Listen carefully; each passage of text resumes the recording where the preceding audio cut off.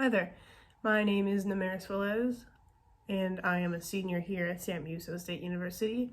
I am scheduled to graduate this semester in the May, so good on me, no longer going to gather debt. I am a political science major with a double minor in theater and communication studies, so this is my little part-time thing.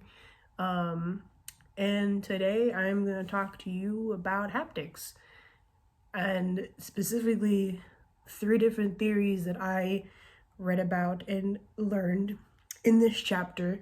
So the first one I want to get onto is animal touch. And the reason why I want to talk about animal touch, and I would have never thought I would talk about this if you would have told me to read this a year ago, probably been another topic I would have talked about. But the reason we're talking about this is because I have a cat. I rescued her. Name's Winnie. I rescued her back in October, and everything was going smoothly at first, and then I started noticing symptoms of her being pregnant, and shocker, she was. And she gave birth to 6 kittens. And so I was there through the whole entire pregnancy process. Not process, but like the whole pregnancy.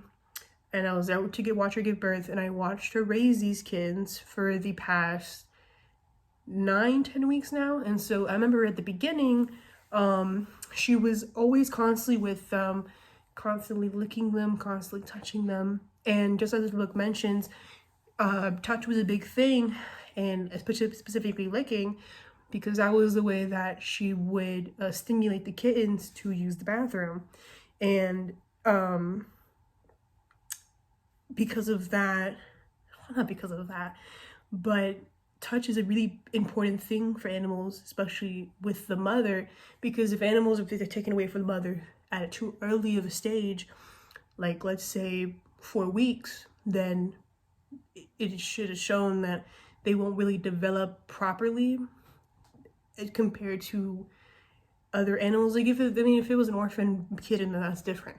But if I physically, as a human, took the kitten away from its mother and gave it to somebody else, the development of the kitten would just not be good, and it may not work well with humans, and so on and so forth. And the reason why I found this interesting was because, like I said, I had watched this firsthand with Winnie, with her kittens, and the way that they, even now, they're about 10 weeks old, and they still, when they see her, they still run up to her and lick, and they nuzzle, and all that other fun stuff that kittens do with their mothers.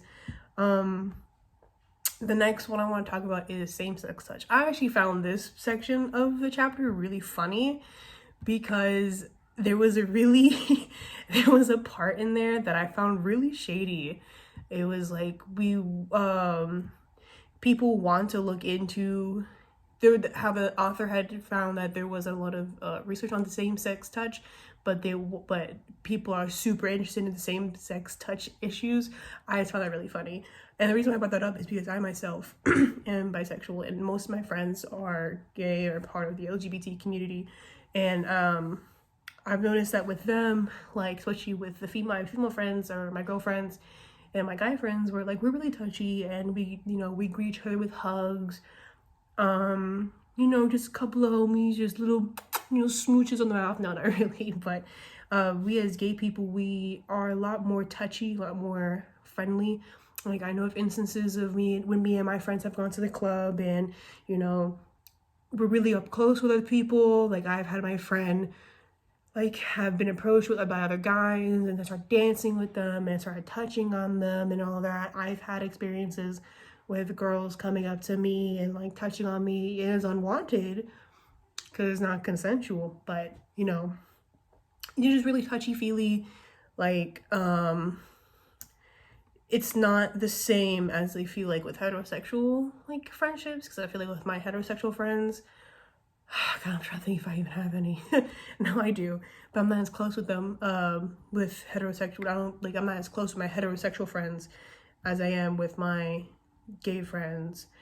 And so I just found that section really interesting, and how why guys didn't touch each other because they saw it as oh, that's gay, or they were guys were more likely to be homophobic than women were, mainly because like they found men touching to just be gay, which I find really stupid.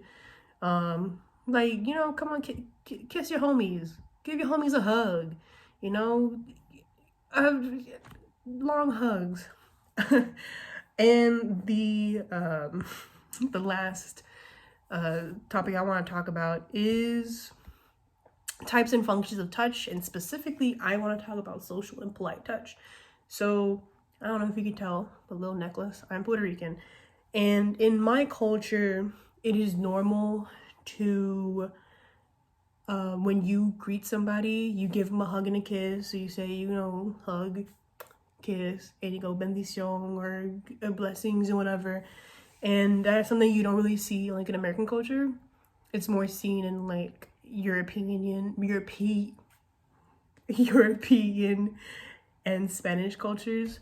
Like I don't really kiss up my white friends or greet them like that. I give them hugs, but like not the hug and the kiss on the cheek and stuff like that, which I found not as interesting. Well, it is interesting, but like I've been new, but I just found it interesting that the book talked about that and how like that is a form of touch that is on a level, because you know there is there's social and professional, social slash polite, or functional professional, social slash polite, friendship slash warmth, love slash intimacy, and sexual intimacy touch. It's interesting to know that there's different types of touch like that. But anyway, it feels like I'm rambling. I promise I'm not. I just have a lot of stuff to say and I wanted to hit each point. So I can get the grade. Hopefully I did well. If not, it is what it is. I will probably see you again in the next video. So wherever you are, have a good morning, good afternoon, and good evening.